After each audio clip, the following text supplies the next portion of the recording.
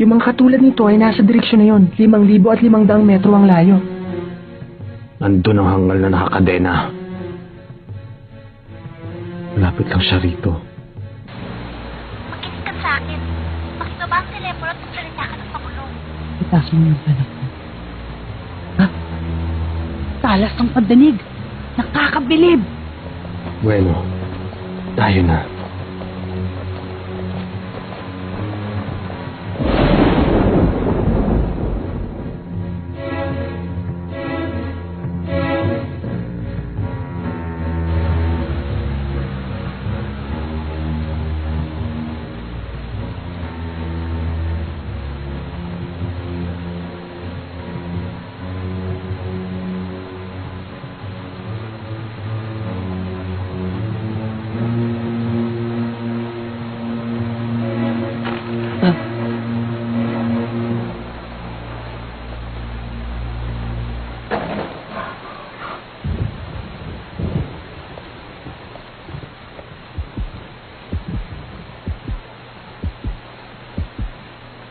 Alam kong nandyan ka. Huwag kang magtago. Lumabas ka na. Ito ba si Senritsu? Ang bilis mong kumilos. Ha? Kinagagalak kitang makilala. Oo. Pati sa mukha mo, nag-iisip ka kung mga asahan ako. Hindi naman. Huwag kang mag-alala.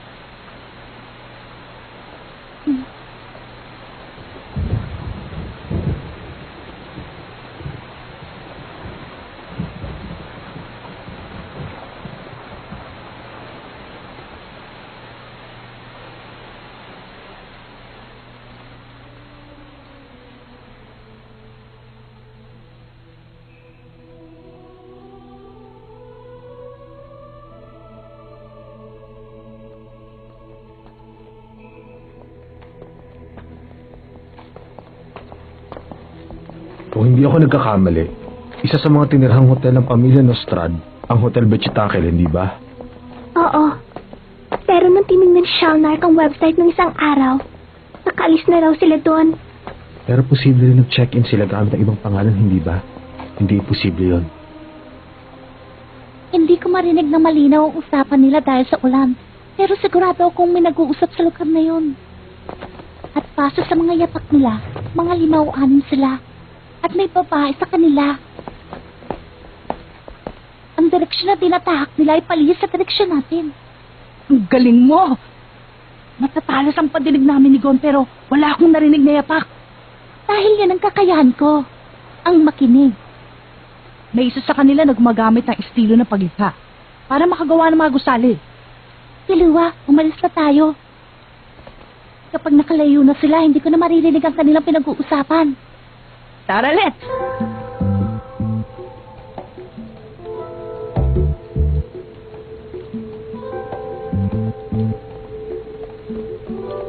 Sigurado talagang desperado na si Kurapika. Pati ako, hiningan niya ng tulong. Ano? Hanggat maaari kasi, mag-isa siyang gumikilos, hindi ba? Ganun siya eh. Oo. Ganun talaga siya. May iba pa ba kayo kasama sa misyon? May 2 pa. Pero marami kami nung umpisa. Ikaw, isang popular na assassin? Dati yun. Paano mo nalaman? Ang mga yapak mo. Kasi kahit ang lapit mo, S-Ken ka pa rin. Ano? Ano yung S-Gen? S-Ken. Isang salita sa musika yon. Ibig sabihin, mahina ang tunog na halos na hindi mo marinig. Nakaugalian ko na kasing kumilos ang hindi maingay. Ikaw nga ang pinakatahimik na taong nakilala ko. Matindi ang taglay mong galing. Kaya pala. Huh? Kaya pala kampante sa'yo si Kurapika. Pero hindi ko gusto itong binabalak niya eh. Ganun ba? Teka.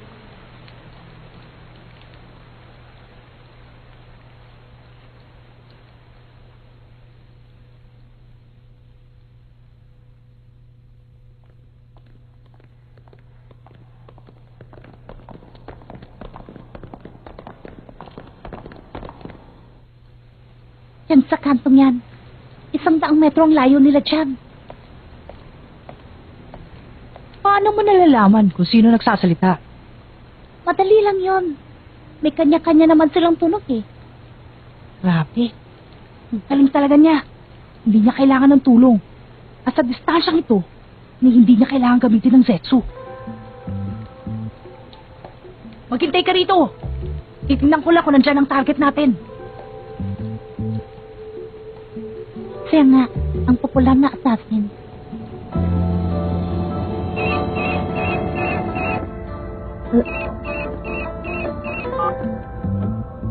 Hello?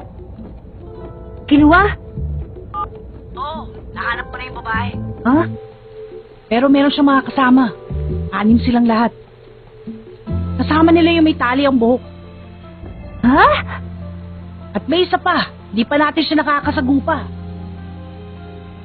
Sa palagay ko, siya yung pinuno nila. Ano bang itsura? May suot siyang itim na jacket. May simbolo ito sa likod. Itim ang buhok niya. Hindi ko makita ng mabuti. Sa mga kilos niya, masasabi kong alerto siya. Kahit nga ako, kinakabahan baka makita niya ako. Mukhang sanay na siya na maging alerto. Basta magkasama sila, malabong maatakit sila ng biglaan. Gon, ha? Kausapin ko siya. Kilua, nasa na sila ngayon? Sa harap ng Motoma Building, lalakad sila sa Continental Street. May istasyon dun. Baka sumakay sila ng tren. Sa palagay mo, masasakyan mo rin ang tren na yon? Hindi ako makasisiguro eh. Pero kung matao, kaya. Pilitin mo. Sige. Leorio, ibuelta mo ang sasakyan. Ibuelta? Okay.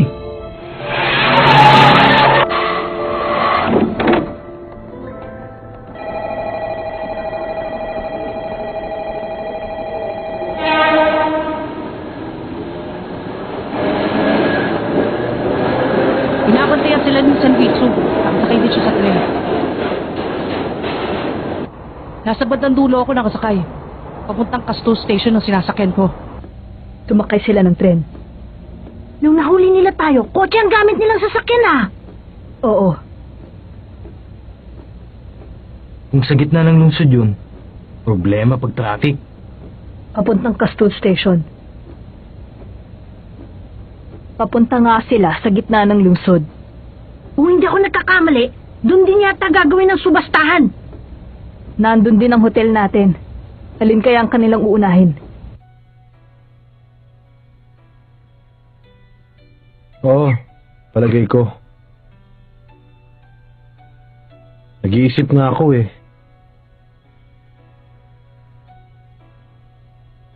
Alam mo naman yun, di ba? Hindi naman ganun kadali yun.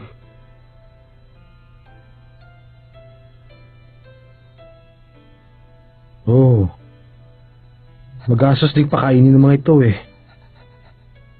Kumusta ka? Siya nga pala. Kasi...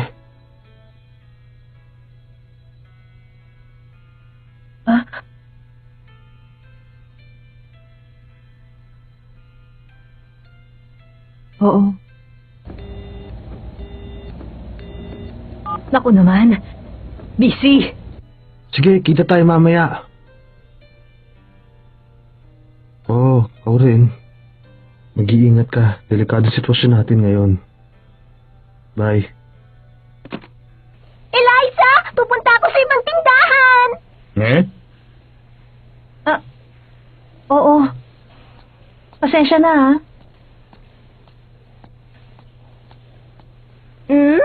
Mukhang masaya ka, Eliza. Sino bang tumawag? Wala. Talaga?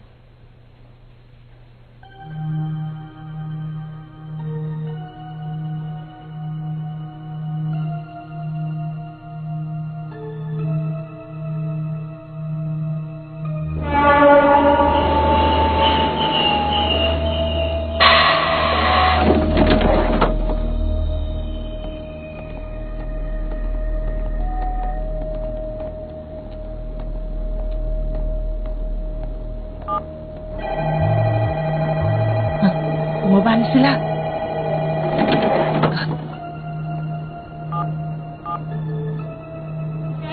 Ano nang nangyari? Bumaba sila doon sa stasyon sa Lipa. Papunta sila sa Saroma Department Store. Naloko na. Kailangan matawagan ng hotel.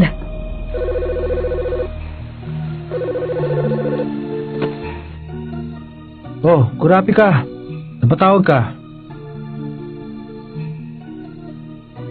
Huh? Seryoso ka ba? Paano nila nalaman na lumipat kami ng kwarto? Mabuti pa. Umalis na kayo dyan. Aba, syempre. Alis na kami rito. O sige na, bababa na ako.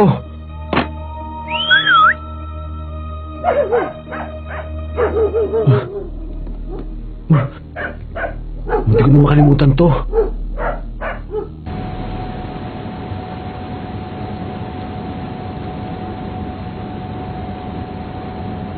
Sa harap yung stasyon. Hindi ba dapat lumapit pa tayo? Hindi pwede. Ha? Kapag lumapit pa ako, baka matiktikan nila tayo. Delikado. Gon, ha? Mula dito lamang hanggang sa pasukan ng istasyon, ang distansya na kaya kong sakupin. Hanggang dun ko lang kayang umatake nang hindi nila nalalaman na nandito ako. Mula dito, aabot ang kalahating segundo bago makarating ang atake ko. Dahil sa mga kakayahan nila, sapat na sa kanilang oras na yon para makaiwas sila. Yun lamang ay kung may makakahuli ng kanilang atensyon.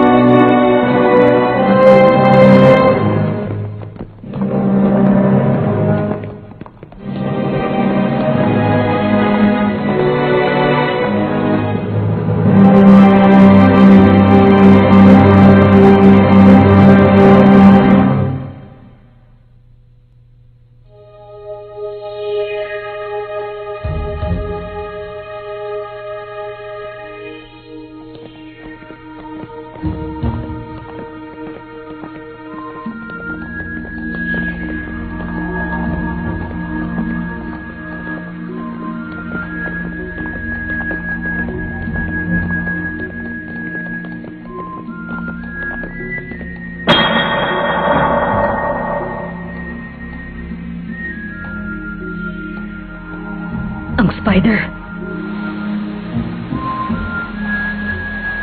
Patingin nga. Papunta sa direksyon ng hotel. Shizuku, siguro mas madali kung ipahanap na lang natin kay Kortopi kaysa titingin ka pa dyan. Nasa kanan yung lugar kung saan nakalagay yung peking mata. Gumagalaw.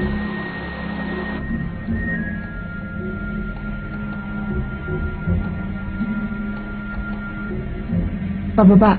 Mabagal. Naka-elevator. Lalabas siya na dala ang mga pulang mata. Dalian natin, pinuno. Hindi, sama-sama natin siyang huhulihin. Huwag kayong lalayo para maprotektahan natin ang isa't isa. Huwag kang kikilos na mag-isa. Maliwanag ang usapan, ha? Ako, Noda. Kapag nahuli na natin ang target, alamin mo na tungkol kay Uvo. Walang problema. Pagkatapos noon, Nobunaga.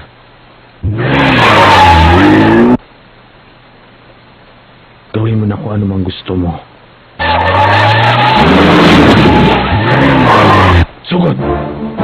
Ha? Tumatakbo sila papunta sa hotel. Ano? Ang bilis.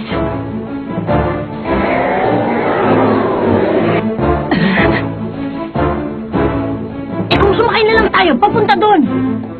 Malapit na rush hour. Kung magdadala tayo ng kotse, hindi natin sila maabutan. Ha? Teka! Kurapi ka! Hintayin nyo na lang ang tawag ko! Huwag kayong aalis dyan! Ay nako, basta spider ang init ng ulo niya. Ha? Ron! Pati ikaw! Teka! Kurapi ka! May naisip akong paraan! Teka, kurati ka!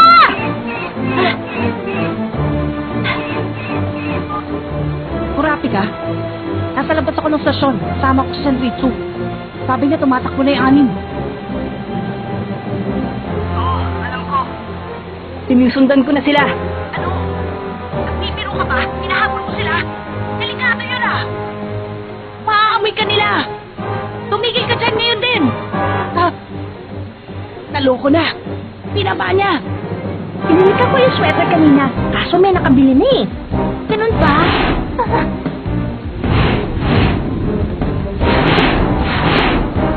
Ang bilis nila. Ano kaya sila? Ninja yata yun?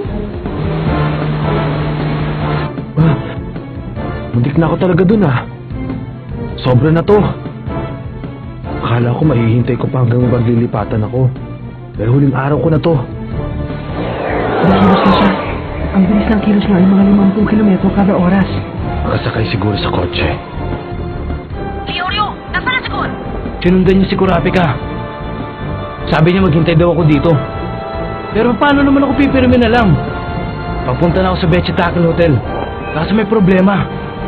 Kumakapal ang traffic. Naku, ganun ba? Sige, susundan namin si Kurapika. Nagsasariling diskarte na silang lahat. Oo. Dalawa. Anim ang sa grupo nila. Kahit isa lang nga, namumblema na kami. At hindi lang si Kurapika, pati si Gon na may miligro. Kainis!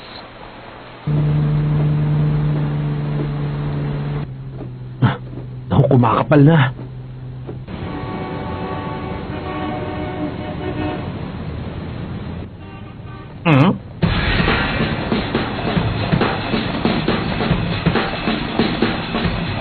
Sumpain ka!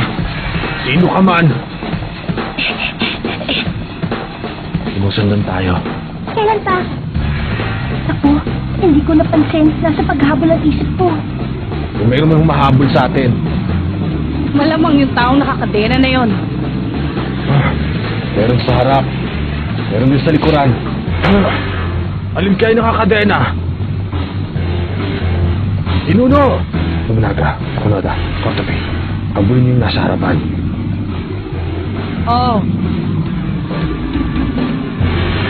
Eto na ako. Kayong bahala doon sa nasa likod. Kung sa'yo nakakadena, hintayin niyo ako Huwag niyo ako unahan. Nawala ka! Tayo na! Oo!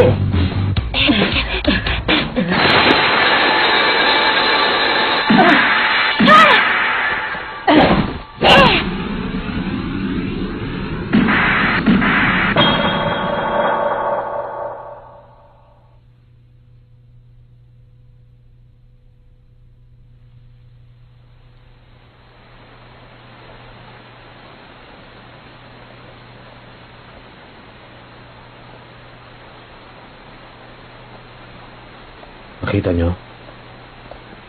Yung ano na lang. Pasensya na. Nakita ko yung isa.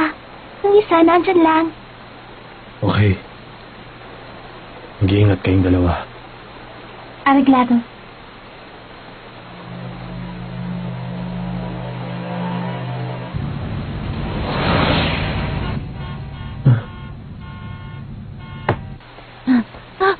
Sanritsu!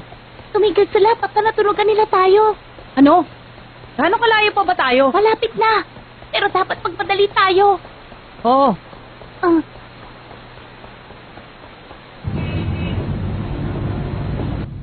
Ano ba? Magbili ka naman! Ayos!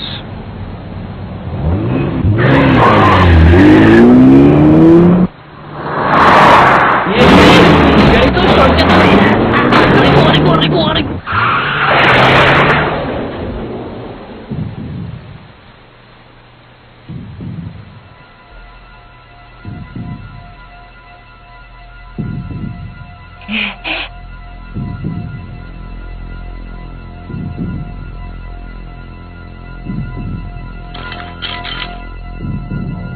Sumpain kayong mga taga-Ryudan.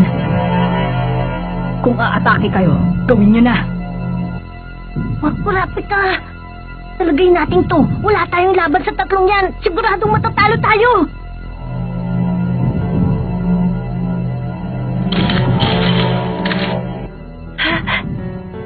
Grabe ka!